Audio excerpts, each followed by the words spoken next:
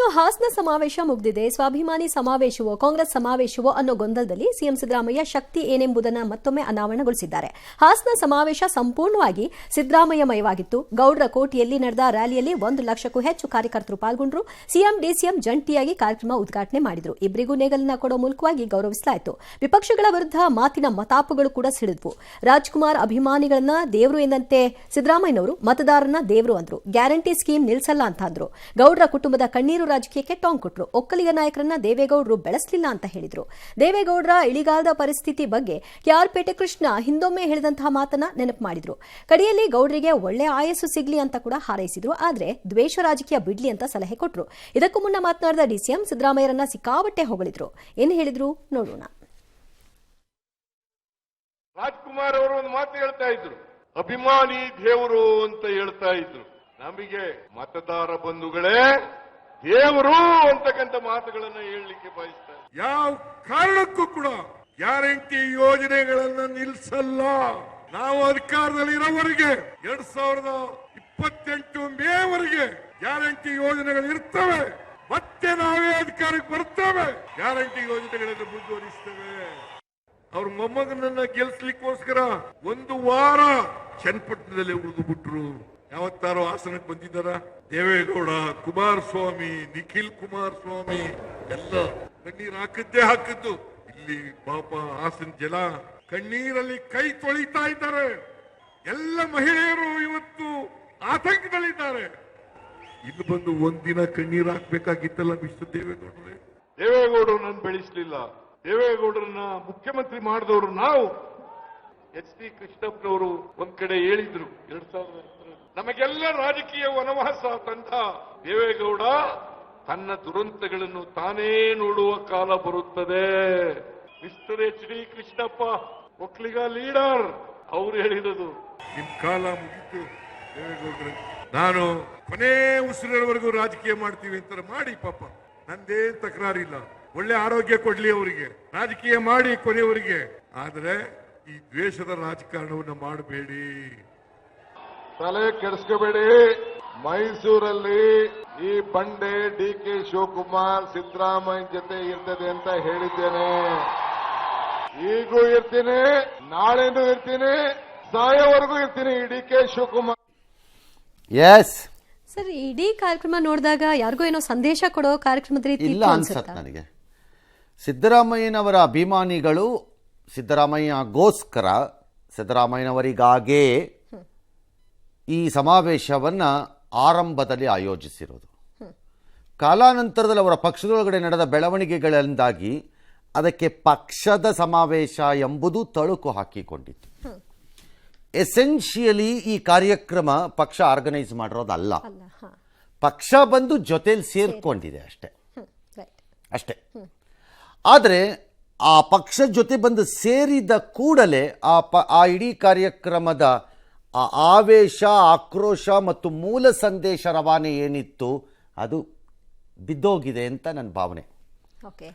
ಇಲ್ಲದಿದ್ದರೆ ಇವತ್ತಿನ ಸಮಾವೇಶದಲ್ಲಿ ಮುಖ್ಯಮಂತ್ರಿಗಳು ಎಂದಿನಂತೆ ಅವರ ಭಾಷಣ ಶೈಲಿನಲ್ಲಿ ಅದ್ಭುತವಾದಂತಹ ಅಬ್ಬರದಿಂದ ಕೂಡಿದ ಭಾಷಣವನ್ನು ಮಾಡಿದ್ದಾರೆ. ಬಟ್ ಆ ಭಾಷಣ ತುರುಗಿರೋದು ಯಾರ ಮೇಲೆ? ದೇವೇಗೌಡರು, JDS.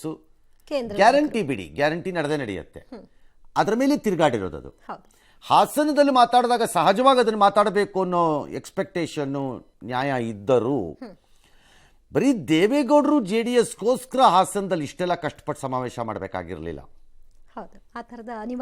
ಅಂಥ ಪರಿಸ್ಥಿತಿ ಇಮಿಡಿಯೇಟ್ಲಿ ರಾಜಕೀಯವಾಗಿ ಏನು ಇಲ್ಲವೂ ಇಲ್ಲ.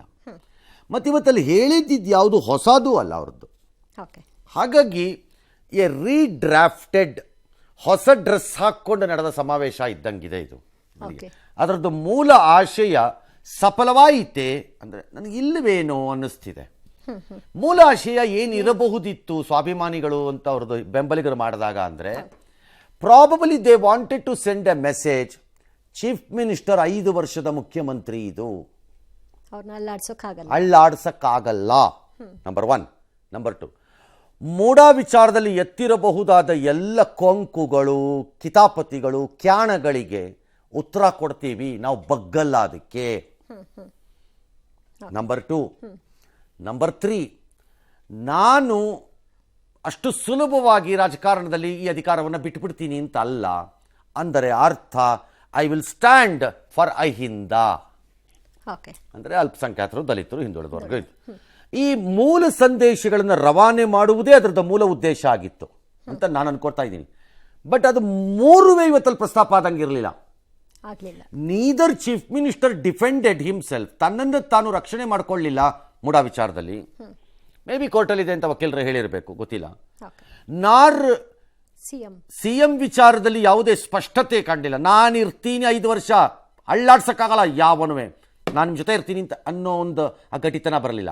ಲೈಕ್ ದೇವೇಗೌಡರು ಅಟ್ಯಾಕ್ ಮಾಡೋವಾಗಿದ್ದಂಗೆ. ಮೂರನೇದು ನಾನು ಆಗಲೇ ಹೇಳ್ದಂಗೆ ಅಹಿಂದ. ಸೊ ನನಗನ್ಸೋದು ಸಮಾವೇಶ ಚೆನ್ನಾಗಿ ನಡೆದಿದೆ. ನ್ಯಾಚುರಲಿ ಇವತ್ತಿನ ರಾಜಕೀಯ ಪಕ್ಷಗಳಿಗೆ ಸಮಾವೇಶ ನಡೆಸುವ ಟೆಕ್ನಿಕ್ ತುಂಬಾ ಚೆನ್ನಾಗಿದೆ. ಎಲ್ಲ ರಾಜಕೀಯ ಪಕ್ಷಕ್ಕೂ ಇದೆ. ಈಗ ನಾಳೆ JDSನವರು BJPನವರು ಒಂದು ಸಮಾವೇಶ ಮಾಡಿದ್ರೆ ಇದೇ ತರ ಅವರು ಒಂದು 50,000 ಜನ ಸೇರಿಸ್ಕೊಂಡ್ಬಿಡ್ತಾರೆ.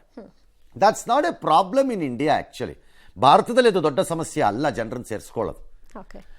ಅಲ್ಲಿ ಸೇರಿದ್ದ ಜನ ಯಾರು? ಪಕ್ಷದ ಕಾರ್ಯಕರ್ತರು, ಸಿದ್ದರಾಮಯ್ಯ ಬೆಂಬಲಿಗರು. ಐ ಥಿಂಕ್ ಅದು ಸಿದ್ದರಾಮಯ್ಯ ಬೆಂಬಲಿಗರು. ಅದು ಅವರೇ ಪಕ್ಷದ ಕಾರ್ಯಕರ್ತರೂ ಇರಬಹುದು ಬೇಕಾರೆ, ಬಟ್ ಅದು ಪಕ್ಷದ ಕಾರ್ಯಕರ್ತರೇ ಪಕ್ಷಕ್ಕೋಸ್ಕರ ಬಂದಂಗಿಲ್ಲ. ಅಲ್ಲಿ ಇಲ್ಲ. ಒಂದು ಸಣ್ಣ ಮೇಲಾಟ ಅಲ್ಲಿ ಕಾಣಿಸ್ತಾ ಇದೆ. ಪದೇ ಪದೇ ಅಟೆಂಪ್ಟ್ ನಡೆಯುತ್ತೆ to project Siddaramaiah, like photographs ಕೊಡೋದು, ಎತ್ತಿಡಿಯೋದು, ಇದೆಲ್ಲ ಒಂದು ಸಣ್ಣ ಅಟೆಂಪ್ಟ್ ಇದೆ. ಬಟ್ ಅದು ಯಾವಾಗ ಅದು ಪಕ್ಷ ಅಂತ ಒಂದು DK ಇಂಟರ್ಫಿಯರ್ ಆಗಿ ಅದಕ್ಕೊಂದು ಇತ್ತಂದ್ರು, ಆಗ ಅದು ಸಣ್ಣಾಗಿ ತನ್ನ ಹೊಳಪನ್ನು ಕಳ್ಕೊಂಡಿದೆ ಅಂತ ನನ್ನ ಲೆಕ್ಕಾಚಾರ. ಮೂಲ ಆಶೆ ಏನಿತ್ತು ಅದರದು ಸಾಫಲ್ಯ ಮಾಡಿಕೊಳ್ಳುವುದರಲ್ಲಿ ವಿಫಲವಾಯಿತೇನೋ ಅಂತ ನನಗನ್ಸಿದೆ. Over all a good conference, ಜನ ಸೇರಿಸಿದ್ದಾರೆ, ಮಾಡಿದ್ದಾರೆ. That any party can do ಅಂತ ನನ್ನ ಅಭಿಪ್ರಾಯ. ಎಸ್, ಈ ಸಮಾವೇಶದಲ್ಲಿ DCM ಇದೆಲ್ಲ ಕಾಂಗ್ರೆಸ್ ಸಮಾವೇಶ ಅಂತ ಪರಮೇಶ್ವರ್ ಹೇಳಿದ್ರು. ಹೇಳೋದು ಏನು ಬೇಕಾದ್ರೆ ಹೇಳ್ಬೋದು.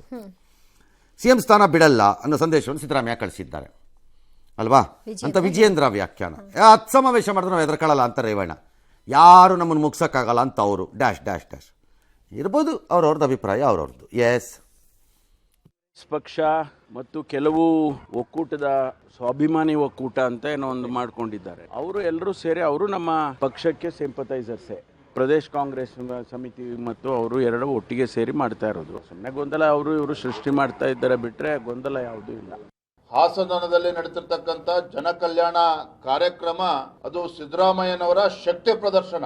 3 ಚುನಾವಣೆಗಳು ಉಪಚುನಾವಣೆಗಳನ್ನ ಗೆದ್ದಿದ್ದೇನೆ, ಯಾವುದೇ ಕಾರಣಕ್ಕೂ ಮುಖ್ಯಮಂತ್ರಿ ಸ್ಥಾನವನ್ನ ಬಿಟ್ಕೊಡೋದಿಲ್ಲ ಅನ್ನುವ ಧಮಕಿ ಇದೆಯಲ್ಲ, ಇಲ್ಲ. ಇಂಥ 10 ಸಮಾವೇಶ ಮಾಡಿದ್ರು.